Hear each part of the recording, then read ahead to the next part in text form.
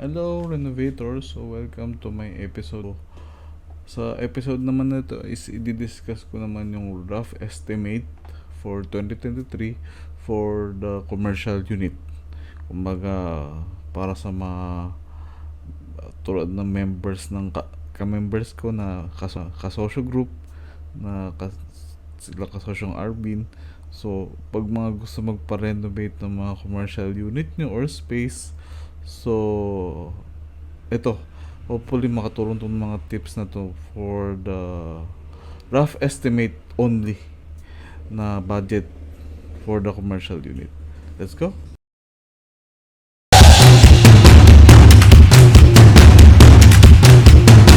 So, again, paulit-ulit kong sinasabi kahit sa mga former na episodes ko na ito ay rough estimate only. So, magbabago pa rin itong price na to is depende pa rin sa scope, materials, tsaka scope of works. So, i-breakdown ko pa rin to sa tatlong categories. So, ayun. So, sa category number 1, pag low end ang commercial unit na gusto mong gawin, kumbaga, ano lang, simpleng repainting ng simpleng furnitures or cabinets is ang space nyo is around 100 square meters. I-multiply nyo lang sa 10,000, mga around 1M for the 100 square meters na commercial unit. Ngayon, kung mid-end naman, again, kung 100 square meters yung area nyo, i-multiply mo lang sa 15,000, nasa 1.5M. So, for the mid-end. Ngayon, for the high-end, kumbaga, is talagang decors, kumbaga yung materials na mamahalin ng gagamitin, ganun.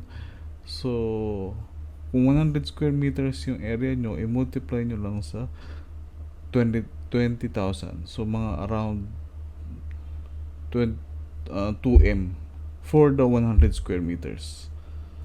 So, ito ay only, sinasabi ko again, rough estimate na binibigay ng mga contractors, ng mga engineers or architects.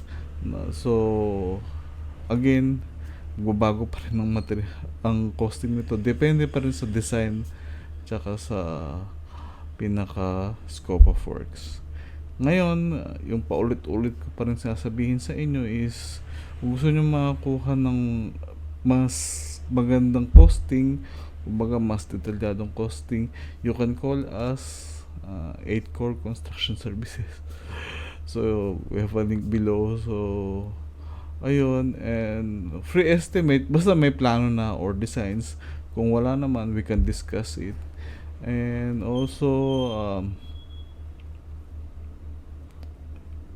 so, mostly itong mga rough estimate nito ay binibigay ng mga contractors again, like engineers or architects or interior designers. So, kumbaga, yung mga rough estimate nito is applicable only mostly sa mga contractors. Okay? So, ayun. So, hopefully, pagbigay ako ng mga konting tips for the rough estimate only. Kumbaga, gusto ko lang sana magkaroon ng idea ang people for the, kumbaga, kung may gusto nyo kayong i-renovate na commercial unit or space. So, ayun. So, sa mga katulad na members ng kasosyo group, so, ayun. So, hopefully, kung may kasosyo or commercial unit na gusto nyo ipa-renovate, you can feel free to contact us. We have the link below. And, yun, hopefully, makatulong ito at makapagbigay sa inyo ng insights. Again, this is for the year 2023 only. Kasi yun nga sinasabi ko sa mga last episodes ko, magbabago at magbabago pa rin ang price ng construction materials. So, every year nagbabago siya. Kumaga may mga uh, change of price ng round steel bars, cement, and also paints, ganun, and material decors. So, yun. Buong mundo naman, kumbaga nagbabago-bago talaga. So, ito, at least, itong mga rough estimate for this 2023, makakapagbigay sa inyo ng insights sa pagpapagawa niya ng commercial unit. So, yun. Hopefully, makatulong ito sa inyo. Okay. So, yun. Thank you and subscribe.